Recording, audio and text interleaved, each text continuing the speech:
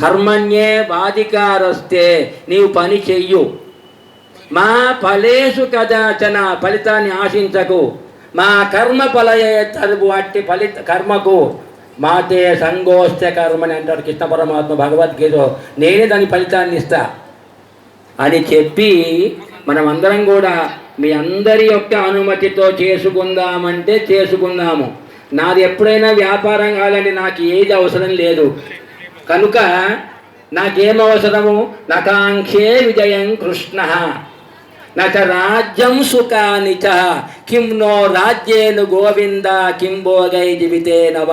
నాకు రాజ్యం వద్దు, రాజ్య సుఖం వద్దు. నకాంక్షే విజయం కృష్ణ నచ రాజ్యం సుఖాని చ, కిం నో రాజ్యేను గోవింద.